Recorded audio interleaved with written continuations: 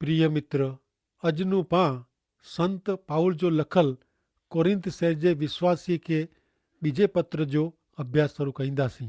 Bible जे नवे करार जे विभाग में आवल बीजो कोरिंथीअ के पत्र ने तंहिंजो पहलो अध्याय थी अॼु जो पां अभ्यास शुरू कईंदासीं।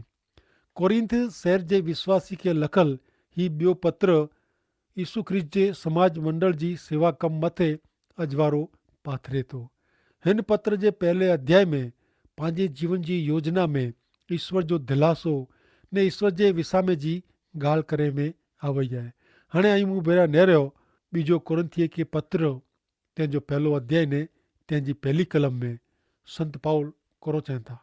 हिते लिखल आहे कि ईश्वर जी इच्छा से प्रेसित तरीक़े निमायलो आऊं पाउल ने पंहिंजा भाउ तिमोथी तरफ़नू कोरिंथ जी ईश्वर जी समाज मंडल के ने ग्रीस जा मिड़े ईश्वर जे लोक के शुभेच्छा।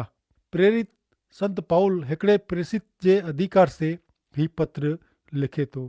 हरेक उपदेशक ईश्वर जा वचन सिखाईंदल अधिकार से ज कुझु खपे।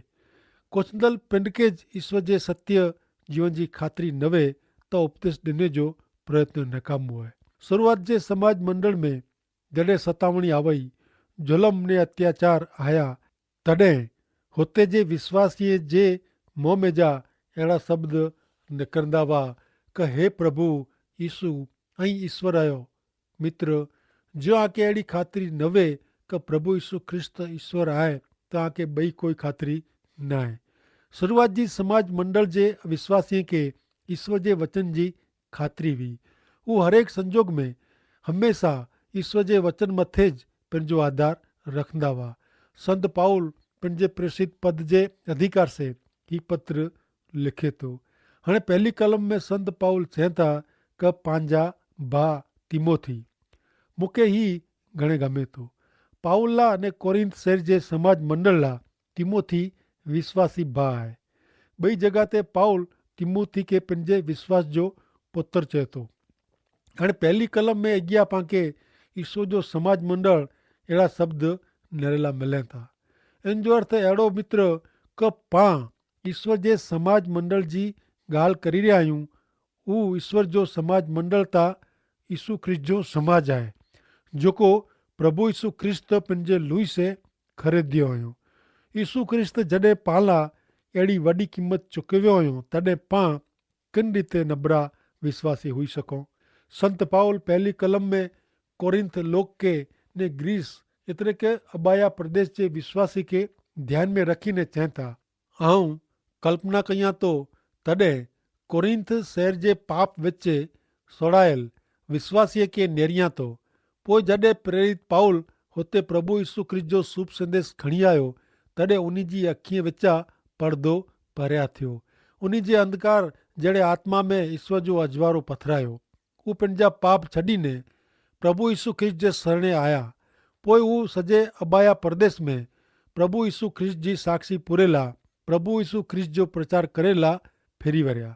घणे प्रभु यीशु ख्रिस्त जे शरणे आया तंहिंला संत पाउल ईश्वर जे मिड़े लोक साथे ॻाल्हि करे थो। प्रेरित संत पाउल अॻियां ॿई कलम में चवनि था कि बीजो कोरिंथीअ के पत्र पहलो अध्याय ने ॿई कलम सुनो। पंहिंजा ईश्वर पिता ने प्रभु यीशु ख्रिस्त तरफ से आके शांति ने कृपा मिले। प्रेरित संत पाउल वारंवार अहिड़ी शुभेच्छा पाठवे था ने मन में जी इच्छा ज़ाहिर कई था कि ईश्वर जे लोक के ईश्वर पिता ने प्रभु यीशु ख्रिस्त तरफ से कृपा ने शांति मिले। विश्वासी ला कृपा ने शांति वो वॾी महान भेंट है। हाणे टी कलम में संत पाउल जणाइए था बीजो कोरिंथी पहलो अध्याय ने टी कलम, ईश्वर ने पंहिंजे प्रभु यीशु ख्रिस्त जा पिता जेको दयालु पिता आई ने जंहिं वटां दिलासो मिले थो उन्ही जो पाण आभार मनो। मूंखे सवाल थिए थो मित्र कि ॾींहं में केतिरी बार पाण ईश्वर पिता जो आभार मनो था। जीवन में केतिरे प्रमाण में पाण ईश्वर जा गुणगान ॻायूं था कि प्रशंसा कयूं था। चौथी कलम सुनो बीजो कोरिंथी पहलो अध्याय कलम 4। प्रेरित पाउल ईश्वर विषय अनुभव थी ॻाल्हि कईंदे जणाइए था कि जेको असांखे असांजे मिड़े ॾुख में दिलासो ॾिए था, जेथी ईश्वर जा असांखे ॾिनल दिलासे जे आधारे जेको कोई पण जात जी मुश्किली में आई उन्ही खे असीं दिलासो ॾेई सघूं। उहा केतिरी अजाइब जहिड़ी ॻाल्हि आहे कि पंहिंजी मिड़े मुश्किली में, पंहिंजे मिड़े ॾुख में पाणखे दिलासो ॾिनल आहे, पाणखे ईश्वर मिलिया आहिनि। जॾहिं मिड़े बराबरि वेह कोई मुश्किली न वेह ने पाण प्रगति का विकास कंदा हुओ ने कोई पंहिंजा पुठा थाॿड़िए ने पाणखे शाबाशी ॾिए तॾहिं विसाम्हूं का आराम जहिड़ो लॻे, उहो सहिली बाबति आहे। पण पंहिंजे कपिड़े ॾींहं में मुश्किली में सचाई दिलासे जी विसामे जी ज़रूरु वे थी। पाणखे नरेला मिलियो कि संत पाउल खे उन जे मुश्किली जे टाइम में अहिड़ो दिलासो मिलियो हो। ऐं सम्झो था न, पंहिंजे जीवन में मिड़े संजोग ने परिस्थिति में पाणखे पाण भेरी ईश्वर जी हाज़िरी अनुभवे जी वे थी। ख़ासि करे पंहिंजी मुश्किली में पाणखे ईश्वर जी हाज़िरी अनुभवे जी पाणखे ख़ासि ज़रूरु वे थी। जीवन जे कपिड़े ॾींहं में विश्वासीपणो अथवा ख्रिस्तीपणो घणे लोग जे मन फक़्त अक्सर इहो ज्ञान आहे।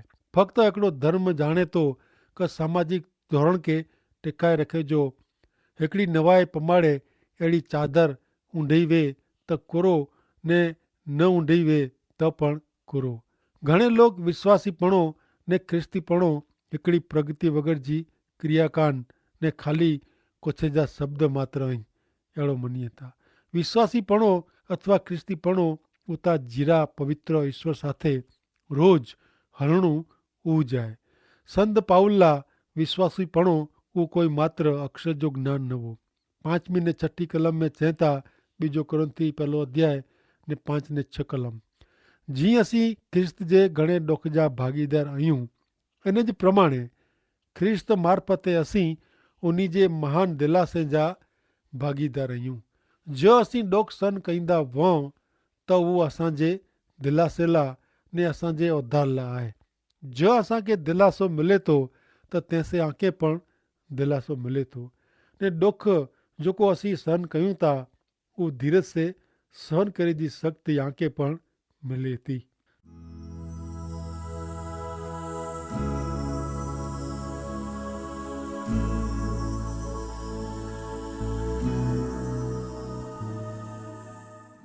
अॻियां पाणखे नरेला मिलंदो कि संत पाउल ने उन जी मुश्किली विषय ने इनमें ईश्वर जे दिलासे विषय लमाण से ॻाल्हि कंदा। अॻियां हाणे पाण नेरियूं त ॿिजो कुरिन्थी 1 अध्याय ने 7 थी 9 कलम में कुर चवनि था। इनमें संत पाउल चवनि था कि आजे बारे में असांजी आशा मज़बूत आहे। असीं ॼाणायूं था कि जीअं ई असांजे ॾुख जा भागीदार आहियो तीअं असांखे जेको दिलासो मिले थो इन जा पण ई भागीदार थींदा।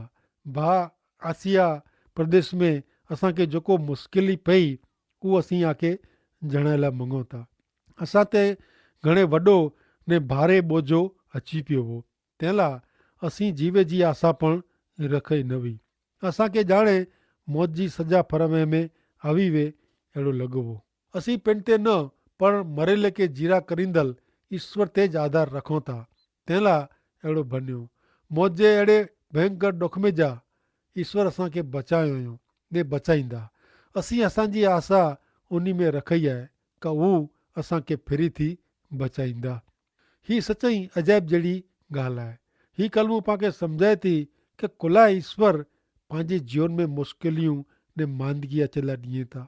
पाउल हिन कलम में चवनि था कि हू एतिरो बीमार पियो हो कि जीवे जी आशा पण छॾी ॾिने वे। हक़ीक़त में त ॼाणे इनखे मौत जी सजा फटकारे में आवे ई न वे। उहो एतिरो त बीमार पियो हो कि मुंहिंजी धारणा प्रमाणे डॉक्टर इनखे जणाए ॾिनो हूंदो कि इन जे बचे जी कोई ज आशा न आहे।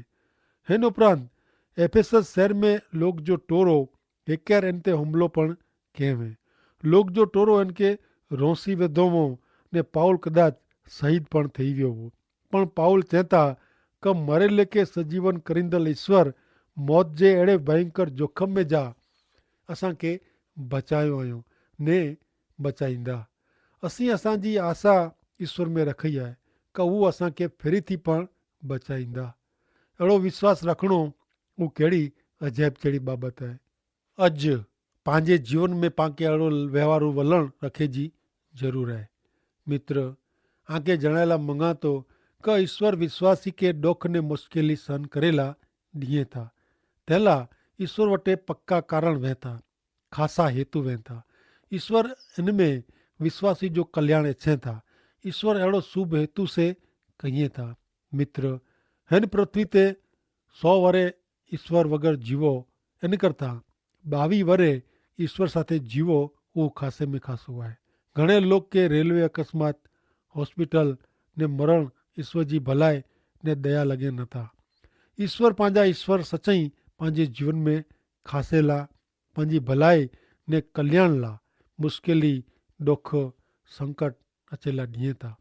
ईश्वर दया जा पिता आहीं, दया जो मूर है।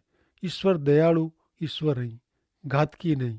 ईश्वर जी दया ने भलाई पंहिंजे सॼे जीवन पर्यंत पां भेरी रहती। संत पाउल पूरी खातिरी से चेता कि मौत जे जोखम नू ईश्वर मूंखे बचायो हुयो, हेवर पण बचाईए था ने मूंखे खातिरी आहे कि ईश्वर मूंखे बचाईंदा रहंदा।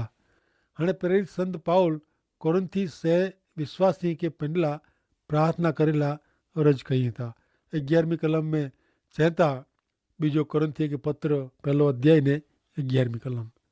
घणे प्रार्थना के परिणाम जवाब रूपे असांखे ॾिने में आवल आशीष के कारणे घणे ईश्वर जो आभार मने तेला आंके पण असांखे प्रार्थना से सहाय करिणी खपे।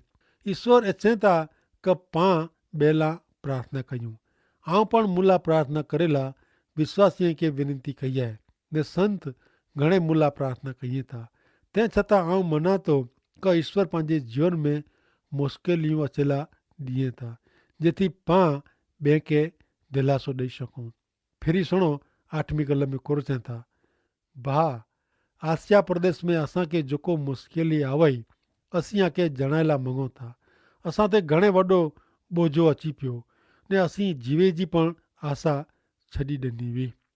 मुश्किली जे टाइम में सहाय ने आराम मिले तेला पंहिंजे ईश्वर पिता वटे वधु नज़ीक वञे जी तक मिले थी। कारण गीत शास्त्र 46 अध्याय ने तंहिंजी 1, 2 ने 3 कलम में जणाइए था कि देव पंहिंजो आसरो ने बर आहे। संकट जे समय में हू हाजरा हजूर मददगार आहे। तंहिंला ज पृथ्वी उथल पाथल थिए ने डूंगर दरिए में डूबी वञे ने इन जो पाणी गर्जना करे ने वलो वाजे ने इन जे उछरे से डूंगर ध्रुबी वञे त पण पां द्रिजो न। मित्र, जीवन में मिड़े बरोबर हलदो वे तो सावचेत रोजा। कारण हू खतरनाक में खतरनाक परिस्थिति हुई सके। जड़े मिड़े बरोबर हलदो वे प्रगति थींदी वे तॾे बेफिकर बनी वेजा न। निश्चिंत के चिंता वगर जा थी वेजा न। संभा रखे जो भूली वञा जे तो अहिड़े समय में व्यवहारू न्यायपणो, व्यवहारू पवित्रता जा वस्त्र उतारी वेझे में अचनि था ने जीवन में दुनिया जा धोरण अपने गिने में अचनि था ने दुनिया साथे समाधानकारी वलण अपनावा जेतो। घणे विश्वासी अहिड़ो क्यों हुयो ने परिणामे ईश्वर जे आशीर्वाद के श्राप में फेराए वेंदो आहियूं। हिकिड़े विश्वासी कुटुंब में 4 ॼणा हुआ, माता पिता, छोकिरो ने छोकिरी। ही विश्वासी कुटुंब जी हर एक व्यक्ति यीशु ख्रिस्त जे शरणे अची ने ईश्वर साथे सीधे संबंध में आई हुई ने सॼो कुटुंब सचे अर्थ में विश्वासी बनियो हो। कुटुंब जी हर एक व्यक्ति अंगत शांत मनन प्रार्थना में ईश्वर साथे दैनिक धोरण में नियमित रीते संगत में वाह ने सांझी जो सॼो कुटुंब शांत मनन ने प्रार्थना में ईश्वर साथे संगत कईंदो हो। हरे हरे ईश्वर उन्हीं के आध्यात्मिक आशीष साथे भौतिक आशीर्वाद पण ॾिनो। एतिरेला का हू उन्हीं जे आशीर्वाद मेजा ॿिए साथे खासो व्यवहार रखें। पण ॻाल्हि अवरी थी। घर में पैसे जो खासो भेरो थियो, एतिरे सुख साधन आया ने अमन चमन मौज मजा ने मन डोबण लॻो। दुनिया जी हवा घर में प्रवेश कयईं। दुनिया जी धारा द्रोण जीवन में घर कयूं। हरे हरे कौटुंबिक शांति प्रार्थना ने शांत मनन ईश्वर साथे संगत करे जो स्थान टीवी जे मनोरंजन कार्यक्रम गिनी गणे। ईश्वर जा पवित्र वचन वाचे जे स्थाने मैगज़ीन ने वार्ता जी चौपड़ियूं आवयूं। ईश्वर जा ॾिनल भौतिक आशीर्वाद जा उपयोग मौज मजा अमन चमन करे में आयो। छोकिरे खे जेको खिसा ख़र्ची मिलंदी हुई उहो दारू सिगरेट पार्टी में वापरेला ख़र्चींदो हो। धर्मदान जी जॻह ते पैसा उॾाए जो कमु थियो। जुवान छोकिरी पण पैसा ख़र्चे में विचांदी न हुई। जुवान छोकिरी छोकिरे जा जीवन बूंडाए तरफ़ भरिया। घर आंगण में आवल ग़रीब ने ज़रूरियात वारे जो अपमान थींदो हो। माता पिता पंहिंजे छोकिरे खे सेखारींदा न हुआ ने अभिमान रखंदा हुआ। एतिरे मित्र जॾहिं जीवन में ख़ासो लॻंदो वे ने बराबरि हलंदो वे तॾहिं चेती वेझा उहा हालत ख़तरनाक निकिरी सघे थी।